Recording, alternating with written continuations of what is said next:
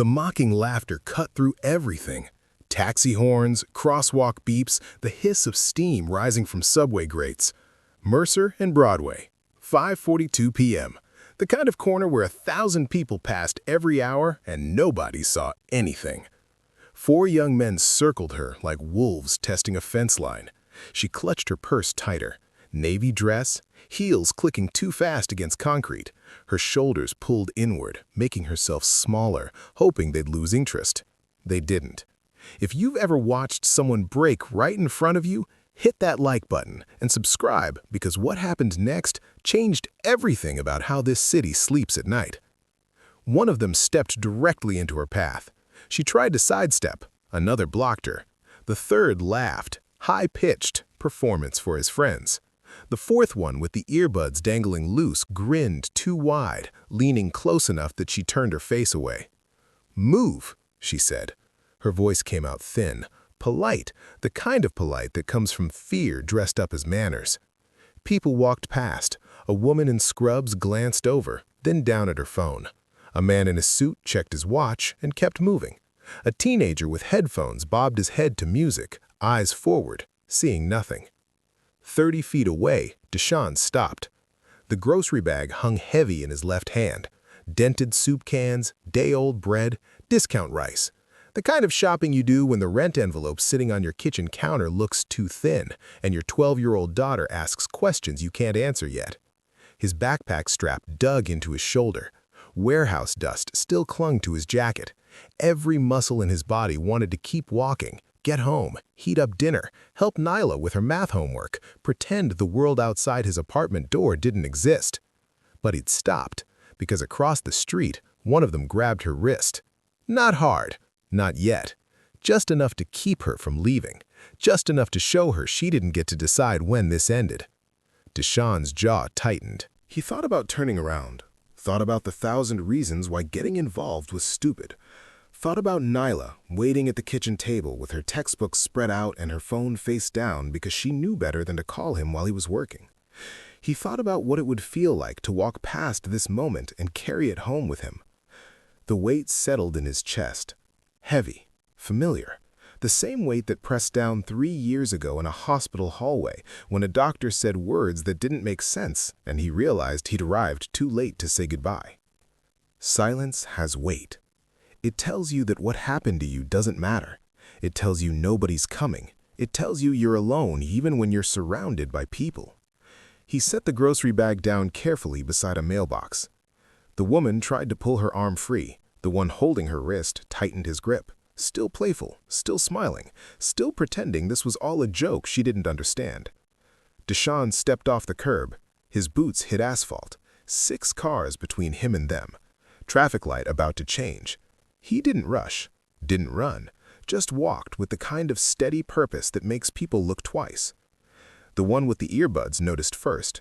He nudged his friend, pointed. Deshaun crossed the street. By the time he reached the opposite sidewalk, all 4 had stopped laughing. They were watching him now, sizing him up, trying to figure out if he was someone's boyfriend, someone's brother, someone who mattered. He was none of those things. He was just a man who'd made a choice. The woman's eyes met his, wide, desperate, hoping. Deshaun gave her the smallest nod. Not a promise, not a hero moment, just acknowledgement. You're not alone. He stopped 3 feet behind her, close enough to matter, far enough not to crowd. "Evening," he said. His voice came out quiet, steady, the kind of calm that doesn't ask permission. The one holding her wrist let go, stepped back half a step, tried to look casual about it. "We got a problem?" The leader, leather jacket, thin beard, eyes that hadn't learned consequences yet, tilted his head. Deshaun didn't answer right away. He looked at the woman. "You okay, miss?" She hesitated, then nodded. Yes. That hesitation told him everything he needed to know. The one with the hoodie scoffed. "Man, we just talking. That illegal now?" Deshaun shrugged. Didn't say it was. Then he shifted, half a step to his left, putting himself between her and them without shoving, without touching, without giving them an excuse. The sidewalk felt suddenly smaller. People had started slowing down, Not stopping, not intervening, just slowing enough to watch, phones half raised, sensing something about to break. The leader's jaw worked. "You trying to be some kind of hero?" Deshaun met his eyes.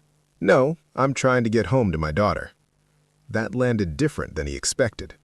The woman behind him went still. The one with the earbuds shifted his weight. The leader's expression flickered, something between confusion and recognition. "Then keep walking," the one in the hoodie said. His voice had an edge now, performance slipping into something harder.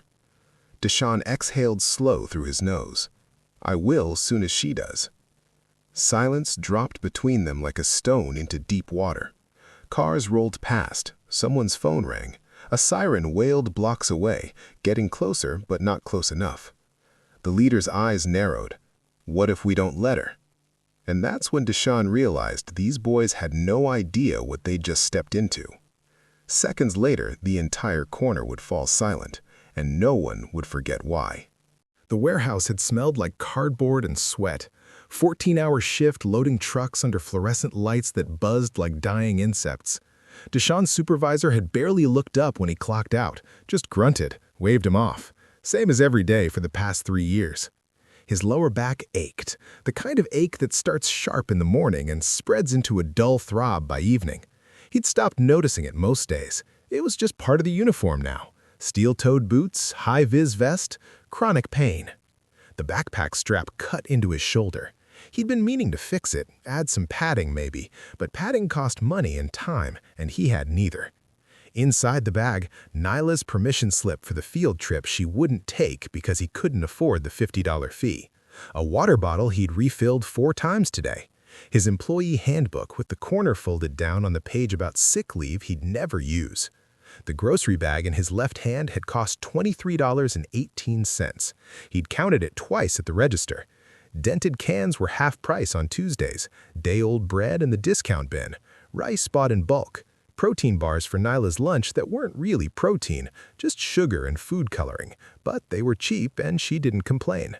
He'd promised her spaghetti tonight, real sauce, not the powder kind. He'd found a jar marked down because the label was torn. Small victories. His phone buzzed in his pocket. He didn't check it. He already knew what it said. Nyla texting that she'd finished her homework, asking if he was on his way, adding a heart emoji at the end because she'd learned that hearts made bad news easier to hear. "I'm fine, Dad." Heart emoji. "Rent's due Friday." Heart emoji. "I know we can't do the field trip." Heart emoji. She was 12 and already understood how to carry weight quietly. He hated that about their life. Hated that she learned it from watching him. The bus schedule lived in his head. 5:47 p.m. bus got him home by 6:15 p.m. if traffic cooperated. Gave him 45 minutes to cook, eat, check homework, and pretend he wasn't exhausted. Then shower, then collapse into bed, then wake up at 4:30 a.m. and do it again. He measured his life in bus schedules and overtime shifts. Every Thursday, Nyla left her bedroom door cracked open at night. Not wide, just enough that light from the hallway reached her bed. She'd never said why, but he knew. She wanted to hear him moving around. Proof he'd come home. Proof she wasn't alone. 3 years since Amara died, and Nyla still slept with the door cracked. 3 years since a reckless driver ran a red light and kept going. Since Deshaun got the call at work and arrived at the hospital 17 minutes too late. Since a doctor with kind eyes and useless words told him there was nothing they could do. The driver had never been found. No witnesses stepped forward, security cameras pointed the wrong direction. The case went cold in 6 weeks. Nobody had stopped to help. Nobody had written down a license plate. Nobody had cared enough to remember. He learned something in that hospital hallway. Something heavy and permanent. Silence has consequences. When people choose not to see, someone pays the price. Someone always pays. He thought about that sometimes on the bus ride home. Thought about all the small choices people make every day to look away, stay quiet, mind their own business. Thought about how those choices add up into something monstrous. But tonight, he wasn't thinking about philosophy. He was thinking about whether the dented soup cans would taste different, whether Nyla would notice, whether she'd say anything if she did. He was thinking about getting home. Until he heard the laughter. It cut through the noise. Taxis, crosswalks, subway steam, sharp and wrong. The kind of laughter that has edges, that's meant to humiliate. He slowed. Across the street, 4 young men surrounded a woman in a navy dress. She was trying to walk past them. They kept shifting positions, blocking her path, smiling like it was a game. Deshawn's chest tightened. He could keep walking, probably should. He had Nyla waiting, had dinner getting cold, had a life that couldn't afford complications. But he stood there, grocery bag heavy in his hand, watching. The woman's shoulders pulled inward, her purse clutched tight against her ribs, her eyes darting for an exit that didn't exist. He recognized that posture. Fear trying to look calm, panic dressed up as politeness. People walked past her, dozens of them, eyes forward, headphones in, deliberately unseeing. Deshawn felt heat crawl up the back of his neck. He thought about Nyla, thought about the field trip she wouldn't take, thought about the rent envelope and the dented cans and the life he'd built from broken pieces. He thought about turning around, pretending he hadn't seen it. He could still turn around, pretend he hadn't seen it. The hospital hallway had been white, too white, the kind of white that erased color and sound and hope. Deshawn had run through those doors at 11:47 p.m., still wearing his warehouse vest, boots unlaced, heart hammering against his ribs like it wanted out. The nurse had stopped him with one hand, gentle, firm. "I'm sorry," she'd said. "You're too late." 3 words that collapsed time. Amara had been heading home from her sister's place, stopping at a red light on Fulton and Ashford, waiting, doing everything right, and then a silver sedan ran the light doing 60 in a 35 zone, T-boned her driver's side door, kept going. Witnesses said the sedan didn't even slow down. Police found Amara's car crumbled against a telephone pole, found her purse on the passenger seat, found Nyla's school photo tucked into the sun visor. They never found the driver. Deshawn had stood in that white hallway while a doctor explained injuries he didn't understand. Trauma, internal bleeding. They'd done everything they could. There was nothing anyone could have done. But that wasn't true. Someone could have stopped. Someone could have written down the license plate. Someone could have cared enough to be a witness instead of a bystander. Someone could have seen her and chosen not to look away. Deshawn had gone home that night and told Nyla her mother wasn't coming back. She'd been 9 years old. She'd cried until she fell asleep in his lap. He'd sat on the couch until sunrise, staring at nothing, feeling the weight of every person who'd driven past that intersection and decided it wasn't their problem. Silence has weight. It presses down on your chest, it fills your lungs, it tells you that what happened to you didn't matter enough for anyone to stop. He'd carried that weight for 3 years now, felt it every time he saw someone in trouble, every time he watched people walk past suffering with their eyes carefully trained elsewhere. The world taught you to mind your own business, keep your head down, don't get involved, someone else will handle it. Except someone else never did. He tried to explain it to Nyla once. She'd asked why people didn't help Mama, why nobody stopped. He didn't have a good answer. "People get scared," he'd said. "They don't want trouble."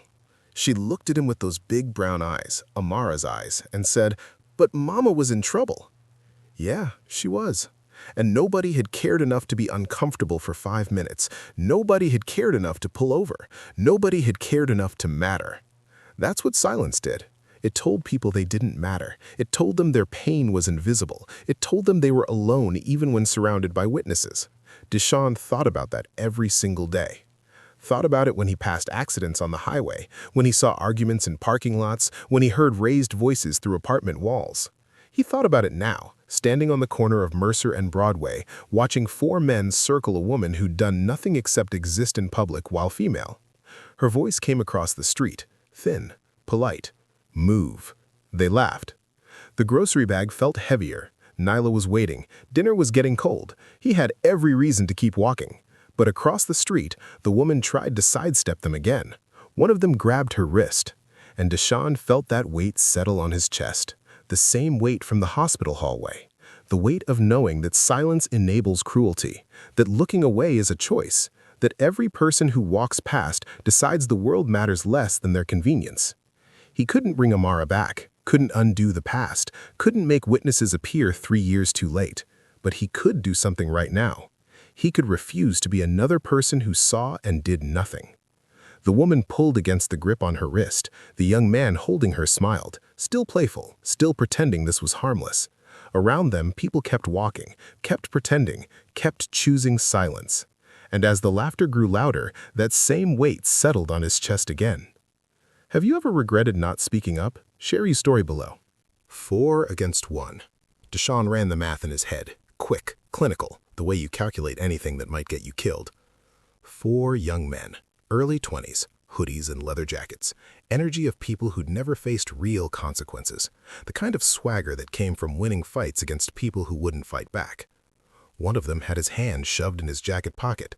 Could be nothing, could be a knife, could be a gun. Deshawn had no way to know.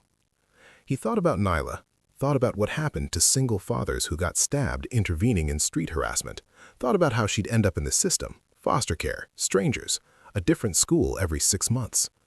He thought about being a black man stepping into a confrontation, thought about how police saw these situations, thought about how quickly helpful becomes threatening when you're 6'2" and dark-skinned and standing too close to scared white people. He thought about arrest records, assault charges, losing his warehouse job, losing the apartment, losing everything he'd built from the broken pieces of his life. The smart move was obvious. Keep walking, get home, protect what was his. Across the street, the woman tried to sidestep again. She'd given up being the light. Now she was just trying to escape. Body angled away, purse held like a shield. The one with the earbuds moved to block her path. She stopped, backed up half a step, right into the one behind her. They had her boxed now, casual, efficient, like they'd done this before. Her jaw tightened, fear giving way to something sharper, the kind of anger that comes when you realize nobody's coming and you're running out of options. One of them, the leader, leather jacket, thin beard, said something too quiet for Deshawn to hear. The others laughed. The woman's face went hard. Then the one closest to her reached out and grabbed a wrist. Not violent, not yet, just enough to stop her from leaving. Just enough to show her she didn't get to decide when this ended. That was the line. Deshawn had watched enough, calculated enough, hesitated enough. Some lines exist for a reason. Some lines, once crossed, require a response. You don't grab someone who's trying to leave. You don't trap someone who's asking for space. You don't turn another human being into prey for your entertainment. That's the line. He bent down slowly, set the grocery bag on the sidewalk beside a dented mailbox. Careful, gentle, like he was putting down something fragile. The dented soup cans clinked together. The bread shifted. The torn sauce jar label caught the streetlight. $23.18.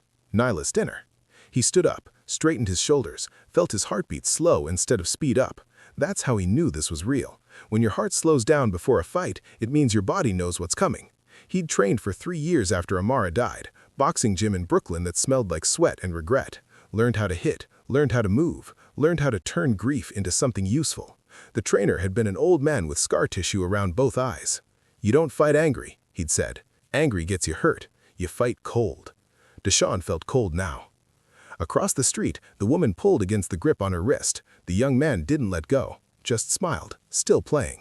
Around them, the crowd thickened, people slowing, phones rising, sensing something about to happen but unwilling to intervene. Witnesses without courage. Deshawn had been a witness once, 3 years ago, standing in a hospital hallway, arriving too late. Not this time. He stepped off the curb. When is the moment you stop being a bystander? Comment your thoughts. The street noise faded. Not actually. The taxis still honked. The crosswalk still beeped. The subway still hissed steam through the grates. But Deshawn stopped hearing it the way you stop hearing your own breathing. His boots hit asphalt, measured, steady, no rush. Rushing made you look scared. Rushing made you look like you didn't know what you were doing. Rushing gave people time to prepare. He crossed the street the way you walked to the mailbox. Casual, inevitable. 6 cars between him and them. Traffic lights cycling yellow to red. He waited for a gap, stepped through, reached the opposite sidewalk. By then, all 4 had noticed him. The one with the earbuds saw him first, nudged his friend, pointed. The others turned. Their posture shifted, shoulders back, chests out. The universal language of young men trying to look dangerous. Deshawn kept walking. Didn't speed up, didn't slow down, just walked until he was 3 feet behind the woman in the navy dress. Close enough to matter, far enough not to crowd her. She felt him there, turned her head slightly, eyes wide, trying to figure out if he was another threat or something else. Deshawn gave her the smallest nod. Not a promise, not a guarantee, just acknowledgement. You're not alone. Her shoulders dropped half an inch. Not much, but enough. He shifted his attention to the four men. "Evening," he said. His voice came out quiet, conversational, the tone you use asking someone for the time. The one holding the woman's wrist let go, stepped back, tried to make it look voluntary. The leader, leather jacket, thin beard, eyes that hadn't learned consequences yet, tilted his head, sizing Deshaun up, calculating the same math Deshaun had run 60 seconds earlier. "We got a problem?" the leader asked. Deshaun didn't answer immediately. He looked at the woman instead. "You okay, miss?" She hesitated, her mouth opened, closed, opened again. "Yes," she said finally. That hesitation told him everything, told him she wasn't okay, told him she'd been hoping someone would stop, told him she'd started to believe nobody would. The one in the hoodie scoffed. "Man, we just talking. That a crime now?" Deshaun shrugged. "Didn't say it was." Then he moved, not aggressive, not threatening, just a half step to his left, putting himself between her and them. The sidewalk felt suddenly smaller, the air tighter. People had stopped now, not intervening, not helping, just watching, phones rising, cameras recording, building an audience for whatever happened next. The leader's jaw worked, his eyes narrowed. "You trying to be some kind of hero?" he asked. Deshaun met his gaze, steady, calm. "No," he said. "I'm trying to get home to my daughter." The words landed different than he expected. The woman behind him went still. The one with the earbuds shifted his weight. The leader's expression flickered, confusion mixed with something else. Recognition, maybe. Understanding that this wasn't some random guy looking for a fight. This was someone with something to lose. "Then keep walking," the one in the hoodie said. His voice had an edge now, the playfulness slipping into something harder. Deshaun exhaled slow through his nose, controlled. "I will, soon as she does." Silence dropped between them. Real silence, the kind that has weight. The crowd pressed closer. Someone whispered. Someone else raised their phone higher. The moment stretched thin. Around them, the city kept moving. Cars rolled past. A bus hissed to a stop half a block away. A siren wailed somewhere distant, getting closer, but not close enough. The leader's jaw worked, his eyes narrowed. "You trying to be some kind of hero?" he asked. Deshaun met his gaze, steady, calm.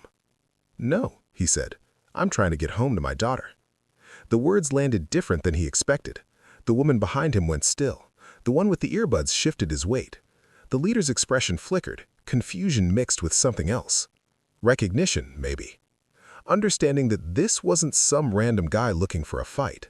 This was someone with something to lose. "Then keep walking," the one in the hoodie said. His voice had an edge now, the playfulness slipping into something harder. Deshaun exhaled slow through his nose, controlled. "I will, soon as she does." Silence dropped between them. Real silence, the kind that has weight. The crowd pressed closer. Someone whispered. Someone else raised their phone higher. The moment stretched thin. Around them, the city kept moving.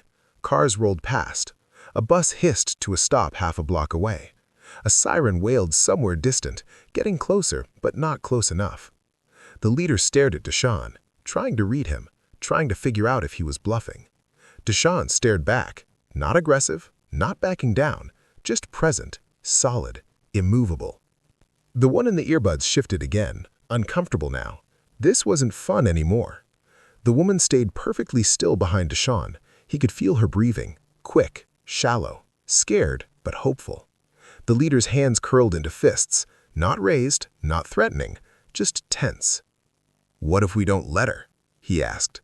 His voice came out too loud, performance for his friends, for the crowd, for himself. Deshaun tilted his head slightly, studied him. Saw a kid, early 20s, probably never been in a real fight, probably used to people backing down, probably about to learn something he wouldn't forget. "Then you got a choice to make," Deshaun said quietly. The leader's jaw clenched, his pride wrestling with his survival instinct, ego trapped in a corner with witnesses watching. He couldn't back down now, not in front of his friends, not in front of the cameras. But he couldn't win either. He just didn't know it yet. The one in the hoodie stepped forward. "Man, who do you think you—" "Last chance," Deshaun interrupted. His voice stayed level, almost gentle, but something in it made the hoodie guy stop mid-sentence. The crowd leaned in, phone steady, waiting. The leader's face went hard. Decision made. He stepped forward, invaded Deshawn's space, close enough that Deshawn could smell beer on his breath. Or what? The leader's breath smelled like cheap beer and bad decisions. Or what? He repeated, louder this time, making sure his friends heard, making sure the cameras caught it. Deshawn didn't move, didn't blink, just stood there like a wall. "You got 3 seconds to step back," Deshawn said. His voice stayed quiet, controlled. "Then whatever happens next is on you." The leader's face twisted, anger and embarrassment fighting for control. He'd backed himself into a corner and everyone watching knew it. Back down and look weak, push forward and face consequences. His friends shifted behind him. The one with the earbuds had already taken a step back. The one in the hoodie looked uncomfortable. Only the fourth one, silent until now, hands still in his pockets, seemed ready for whatever came next. The crowd had grown. 20 people, maybe 30, all with phones raised, all recording, all waiting to see how this ended. The leader glanced at them, at the cameras, at his friends. His pride trapped him tighter than any grip could. "You don't know who you're messing with," he said. Deshawn almost smiled. Almost. "Yeah," he said, "I do. You're 4 guys who thought harassing someone was funny. Now you're 4 guys who don't know how to walk away." The woman behind Deshawn had started shaking, not from fear anymore, from relief that someone had finally stopped, from disbelief that it was happening at all. The leader's jaw clenched so hard Deshawn could see the muscles jump. His hands balled into fists, his shoulders rose. "Last chance," Deshawn repeated, softer now, almost gentle. "Walk away, nobody gets hurt, nobody gets arrested, you just leave." For half a second it looked like the leader might actually do it. His weight shifted backward, his eyes darted to the side. Then the one in the hoodie laughed, sharp, mocking, covering his own nervousness with noise. "Man, you really gonna let this old dude punk you?" The leader's face went hard again. That laugh sealed it, took away his last exit, turned backing down into humiliation. Deshawn saw it happen, saw the decision crystallize, saw the exact moment when ego won over survival. "Nah," the leader said. "Nah, we ain't doing this." He shoved Deshawn, 2 hands to the chest, hard enough to make a point, not hard enough to do damage. Deshawn took the hit, let himself rock backward half a step, let the crowd gasp, let the cameras catch it. Now everything that followed was self-defense. The leader raised his fist, telegraphed it, pulled back too far, broadcasted his intention like a highway billboard. Amateur. Deshawn shifted his weight. The punch came forward. Deshawn wasn't there anymore. He'd moved 6 inches to the right. The fist sailed past his ear. The leader stumbled forward, off balance, committed to a strike that hit nothing but air. Deshawn caught his wrist, gentle, precise, like catching a thrown ball. Then he twisted. Not hard, just enough. The leader's elbow rotated, his shoulder followed. His body had no choice but to follow the joint or break. He went down, fast, controlled. Deshawn guided him to the pavement like a dance partner, one hand on the wrist, the other on the shoulder. The leader hit concrete, knee first, then palm, then face turned sideways against dirty sidewalk. 3 seconds, maybe 4. The one with the earbuds rushed forward, no technique, just anger and adrenaline. Deshawn stepped into him instead of away, closed the distance, got inside his reach. Hoodie guy tried to grab him. Deshawn redirected the hands, stepped behind, used the guy's own momentum against him. Hoodie hit the ground next to his friend, hard enough to knock the wind out, soft enough not to break anything. 6 seconds total. The one with the earbuds backed up fast, hands raised. "Yo, I'm out! I'm out!" Smart kid. The fourth one, the quiet one, finally pulled his hand from his pocket. Empty. No knife, no gun. Just a hand. He looked at his friends on the ground, looked at Deshawn, looked at the crowd recording everything. He turned and walked away, fast, head down, done. The entire sidewalk went silent. Not the silence of waiting, the silence of shock. The leader groaned, tried to push himself up. Deshawn put a boot on his back, light pressure, just enough to keep him down. "Stay," Deshawn said, quiet, firm, the way you talk to a dog that doesn't know better yet. The one in the hoodie rolled onto his side, gasping, embarrassed, defeated. Deshawn looked down at both of them. Then he looked at the woman. She stood frozen, hands over her mouth, eyes wide. "You got something to say to her?" Deshawn asked the leader. The leader said nothing, pride still fighting. Deshawn pressed down slightly with his boot, not painful, just insistent. Say it to her, he repeated. The leader's face twisted, but he felt the weight of 30 cameras, felt the weight of humiliation already complete, felt the weight of knowing he'd lost. Sorry, he muttered, too quiet, too bitter. Louder, Deshawn said. I'm sorry. The leader's voice cracked, shame and rage bleeding together. The one in the hoodie followed. Sorry, we're sorry. Deshawn stepped back, released them. They scrambled to their feet, wouldn't meet anyone's eyes, wouldn't look at each other, just stumbled away into the crowd, shoulders hunched, egos shattered.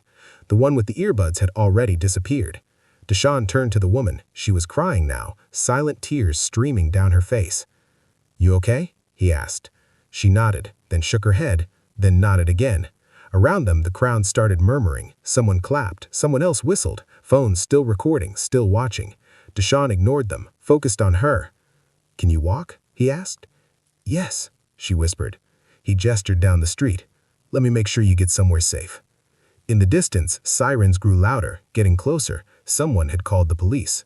Deshawn needed to be gone before they arrived. Being right didn't always matter when you were black and someone else was bleeding. The woman wiped her eyes. Thank you. Thank you so much. Deshawn just nodded. He turned to go back for his grocery bag, hoped the dented cans had survived, hoped Nyla hadn't called wondering where he was. Someone in the crowd stepped forward, young guy with glasses, phone still raised. Man, I got all of that on video. That was incredible. Deshawn's stomach dropped. Distant sirens approaching. What happens when the video goes viral? Don't miss what comes next. Hit subscribe and turn on notifications so you never miss a story that inspires. The punch came fast. Deshawn moved faster. The leader's fist cut air where Deshawn's face had been. Weight forward, balance broken, body committed to violence that found nothing. Deshawn caught the wrist mid-swing, twisted. The elbow rotated, the shoulder followed. Physics did the rest. 3 seconds. The leader hit pavement, knee, palm, cheek against concrete. Controlled, precise, no wasted motion. The one in the hoodie charged, arms wide, trying to tackle. Deshawn sidestepped, caught him by the jacket, used momentum like a lever, redirected. Hoodie hit the ground beside his friend. 5 seconds. Both men groaning, neither seriously hurt, just shocked, humiliated, learning that confidence and competence weren't the same thing. The one with the earbuds backed up fast, hands raised. I'm done, I'm out. He disappeared into the crowd, smart enough to recognize when the game had changed. The fourth one, quiet, hands in pockets, pulled his hand free. Empty. He looked at his friends on the sidewalk, looked at Deshawn standing calm, breathing steady, not even sweating. He walked away without a word. 7 seconds total. The street fell silent, complete, absolute. 30 people staring, phones recording, nobody moving, nobody speaking, just silence. The leader tried to push up. Deshawn placed his boot on the guy's back. Light, enough to communicate without hurting. Stay down, he said. No anger, no triumph, just instruction. The leader froze. Deshawn looked at the woman. She stood with both hands over her mouth, tears streaming down her face. You got something to say to her? Deshawn asked the leader. Silence. Deshawn applied slight pressure with his boot. I asked you a question. The leader's voice came out strangled. What? Apologize. The word hung there. Simple, clear, non-negotiable. The leader's face twisted, pride warring with survival. Around them, cameras recorded everything, witnesses everywhere. Sorry, he muttered, barely audible. Louder, Deshawn said. Say it to her face. The leader turned his head, met the woman's eyes. Something broke in his expression, shame replacing arrogance. I'm sorry, he said. Clear this time. Real. The one in the hoodie followed without being asked. We're sorry. We shouldn't have... I'm sorry. Deshawn stepped back, released them. They scrambled up, didn't run, didn't fight, just walked away fast, heads down, unable to look at anyone. The entire confrontation had lasted less than 10 seconds, but the silence that followed felt eternal. The woman stared at Deshawn, crying openly now, not from fear, from relief, from disbelief that someone had actually stopped. Thank you, she whispered. Thank you. Deshawn nodded, started to turn away. Then the sirens got louder, close now, maybe 2 blocks away. Someone in the crowd called out, Police coming! Deshawn's chest tightened. He needed to leave. Being a hero stopped mattering when cops arrived asking questions, when they saw a black man standing over injured white guys. The narrative could flip in seconds. He moved toward his grocery bag, still sitting beside the mailbox where he'd left it. The dented cans, the discount bread, Nyla's dinner. A young guy with glasses stepped forward, phone raised high, recording. "Man, I got all of that on video," he said, excited, energized. "That was the most incredible thing I've ever seen." Deshawn's stomach dropped. "Delete it," he said. The guy blinked. "What? No way. This is going viral. You're a hero." "I'm not a hero," Deshawn said. "I'm just trying to get home." But the guy was already tapping his phone, already uploading, already sharing. Around them, other phones lit up, other people posting, tagging, commenting. The woman touched Deshawn's arm, gentle, grateful. "What's your name?" she asked. Distant sirens approaching. Everything is about to change. Will the video make him famous or put him in danger? Stay tuned to find out. The woman's hand shook against his sleeve. "What's your name?" she asked again. Deshawn hesitated, looked at the phones still recording, at the crowd pressing closer, at the young guy with glasses already typing captions. "Deshawn," he said finally. She smiled through tears. "I'm Brielle." Her grip on his arm tightened, like if she let go, the moment would dissolve and she'd be back to facing those four men alone. Around them, people started talking, loud, excited, asking questions he didn't want to answer. "Where'd you learn to fight like that? You ex-military? Can I get a picture?" Deshawn pulled away gently. "I need to go." But Brielle held on. "Please, just wait, let me." The sirens turned the corner. 2 police cars, lights flashing, no more time. Deshawn looked at her, really looked, saw someone still processing what almost happened, someone trying to find words for gratitude that felt too big. "You're safe now," he said. "That's what matters." She wiped her eyes with her free hand. "Why did you help me?" The question stopped him, simple, direct, cutting through everything else. Why did he help her? He thought about Nyla, about Amara, about hospital hallways and silence that had weight. "I have a daughter," he said quietly. "If someone did this to her, I'd want someone to step in." Brielle's expression shifted, something deeper than gratitude, recognition, understanding. "Most people just walked past," she whispered. "Yeah," Deshawn said. "They did." The police cars stopped, doors opened, officers getting out, looking around, trying to assess what happened. The crowd started talking to them, pointing, explaining, half a dozen voices overlapping. Deshawn picked up his grocery bag. The dented cans shifted. The bread felt crushed, but everything was still there. Brielle released his arm. "I work for a nonprofit," she said quickly. "We train people in bystander intervention. What you did, that's exactly what we teach, except most people never actually do it." Deshawn shrugged. Just seemed like the right thing. "It was," she said. "It really was." An officer approached. Young, cautious, hand resting near his belt. "Sir, can you tell me what happened here?" Deshawn tensed. This was the dangerous part. Explaining while black, justifying self-defense when you didn't look like the victim. But before he could answer, Brielle stepped forward. "He saved me," she said firmly. "4 men were harassing me, grabbed me, wouldn't let me leave. This man intervened. They attacked him first. Everything he did was self-defense, and I need to file a report."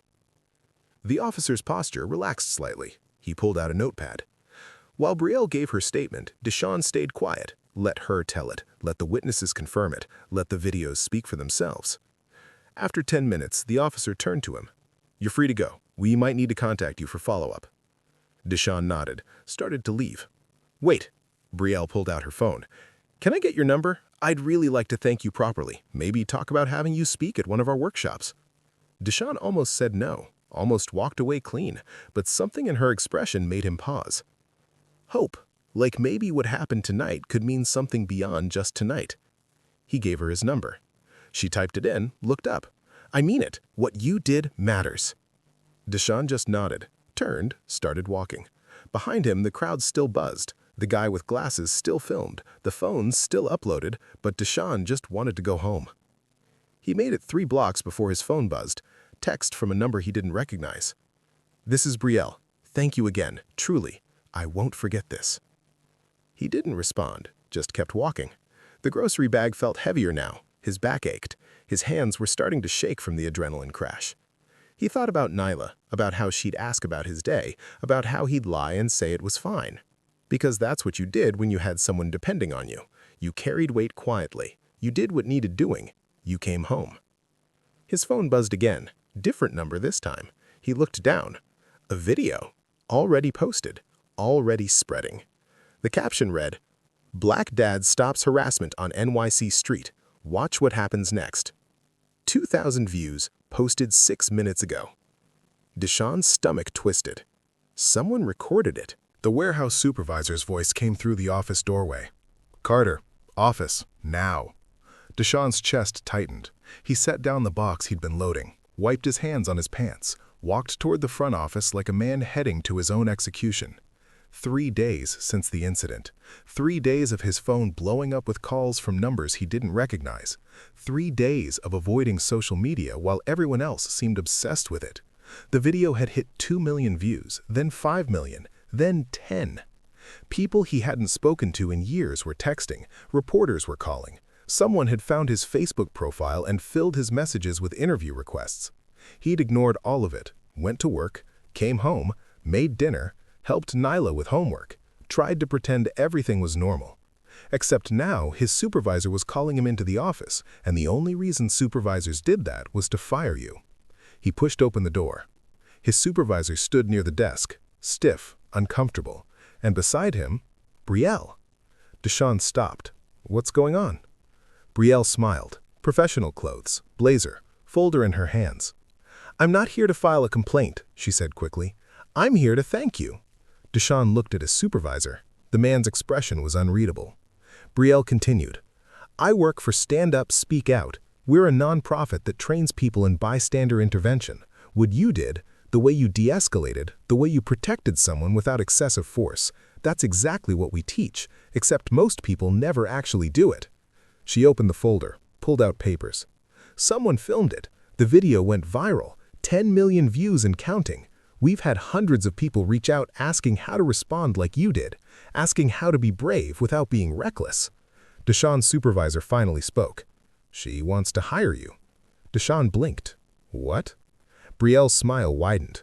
"We run workshops across the country. Schools, corporations, community centers. We teach people how to intervene safely when they see harassment, discrimination, violence. We need real stories, real people, someone who's actually done it." She handed him the papers. "We're offering you a paid speaking engagement. Share your story. Talk about what went through your mind. Help people understand that one person can make a difference." Deshawn stared at the contract. Numbers that didn't make sense. More than he made in a month at the warehouse. "I'm not a public speaker," he said. "You don't have to be polished," Brielle said. "You just have to be real. That's what people respond to, not performance, truth." His supervisor cleared his throat. "I'm not going to stand in your way, Carter. If you want to do this, do it. Job will be here when you get back." Deshawn looked down at the contract again, at the numbers, at the opportunity. He thought about Nyla, about the field trip she couldn't take, about the rent envelope that always looked too thin. He thought about Amara, about how she'd always said he was too quiet, too humble, too willing to fade into the background. "People need to see you," she told him once. "You're better than you think you are." He'd never believed her, never wanted the attention, never felt like he had anything worth sharing. But maybe she'd been right. "I'll do it," he said quietly. Brielle's face lit up. "Really?" "One condition," Deshawn added. "Nobody uses my daughter's name. Nobody contacts her. This doesn't touch her life." "Absolutely," Brielle agreed. "We'll keep your family completely private." She extended her hand. Deshawn shook it. When he left the office, his hands were shaking again. But this time not from fear, from something else, something unfamiliar. Possibility. That night, he sat at the kitchen table while Nyla did her homework. She looked up from her math textbook. "You okay, Dad?" "Yeah, just thinking." She studied him. 12 years old, going on 30. Too smart, too observant. "Something happened at work," she said. Not a question, a statement. He hesitated, then pulled out his phone, opened the video, slid it across the table. "This went viral," he said. Nyla watched. Her eyes went wide, her mouth fell open. "That's you?" He nodded. She watched it again, then looked up at him with something he'd never seen before in her eyes. Pride. "Dad," she whispered, "you're like a superhero." He laughed, uncomfortable. "No, I'm just your dad." But Nyla wasn't laughing. She reached across the table and grabbed his hand. "You helped her," she said seriously. "When everyone else walked away, you helped." Something in his chest loosened, some weight he didn't know he'd been carrying. "Yeah, I did." That night, Nyla sees the video. When doing the right thing changes your life, how do you handle it? Drop your answer in the comments and inspire others with your thoughts. The soup smelled like tin and tomatoes. Deshawn poured it into the pot. The dented can had survived the trip home after all. Barely. One side crushed inward, label torn, but the seal intact. Small victories. Nyla sat at the kitchen table, homework spread in front of her but untouched. She kept looking at him, different now, like she was seeing someone new. He hated it a little, loved it a little, mostly just wanted things to go back to normal. "You're really gonna talk to people?" she asked. "Like in front of crowds?" He stirred the soup. "Yeah, I guess so." "What are you gonna say?" Good question. He had no idea. The whole thing felt surreal. 3 days ago he was invisible, loading trucks, coming home tired, counting pennies. Now people wanted to hear him talk, wanted to know what he'd been thinking, wanted him to explain courage like it was something you could teach. "I'm gonna tell the truth," he said finally. "That's all I know how to do." Nyla smiled. Mom would have been proud. The words hidden sideways, unexpected, sharp. He stopped stirring, looked at his daughter, really looked. She'd been 9 when Amara died. Now she was 12, growing up in the spaces between his shifts, learning to carry weight quietly, because that's what he'd taught her by example. "Yeah," he said softly. "She would have been." They ate dinner in comfortable silence. The soup tasted like every other night. The bread was still day old. The table still wobbled on one leg. Nothing had changed. Everything had changed. After dinner, Nyla went back to her homework. Deshawn washed dishes. Normal, routine, the rhythm of their life. His phone buzzed. Another message, another interview request, another stranger wanting a piece of the story. He ignored it, put the phone face down, focused on the dishes. Later, when Nyla was getting ready for bed, she appeared in the kitchen doorway. "Dad? Yeah? Did anything exciting happen today?" The question she always asked, the ritual they'd built together, his chance to tell her about his day. He thought about the office, about Brielle, about the contract with numbers that might change their lives. He thought about Nyla's field trip, about the rent envelope, about the possibilities spreading out in front of them like roads on a map. "Just work," he said. She smiled, knowing. Okay. She hugged him, quick, tight, then headed to her room. He heard her door open, heard her settle into bed, heard the door stay cracked, just enough for light from the hallway to reach her pillow. Proof he was home, proof she wasn't alone. Deshawn stood in the kitchen, looked at the pot still warm on the stove, at the dishes drying in the rack, at the homework still spread across the table. His life, small, ordinary, fragile, worth protecting. The video was still spreading, the offers still coming, the attention still building, but tonight, none of that mattered. Tonight, he was just a father who'd come home, who'd made dinner, who'd helped with homework. Tomorrow, he might be someone people recognized, someone people wanted to hear from, someone who mattered beyond these 4 walls. But tonight, he was exactly who he'd always been. And that was enough. Silence settled over the apartment, not the heavy silence of hospitals and loss, the lighter silence of safety, of peace. He turned off the kitchen light, checked the locks, walked past Nyla's cracked door and heard her breathing slow into sleep. In the morning, he'd think about the workshop, about what to say, about how to help people understand that heroism wasn't loud or dramatic. It was just choosing to stop when everyone else kept walking. But tonight, the workshop could wait, the interviews could wait, the world could wait. Dinner came first. It always did. What would you do if one moment changed everything? This is the power of choosing to act when it matters most. If this story inspired you, hit that subscribe button and turn on notifications, because every week we bring you true stories of courage, hope, and humanity that remind us we all have the power to make a difference. Share your thoughts in the comments below and inspire others with your story. What moment in your life defined who you are? Tell us. Your words might be exactly what someone else needs to hear today. Don't miss our next story. Subscribe now and be part of a community that believes in standing up, speaking out, and showing up for each other. See you in the next one.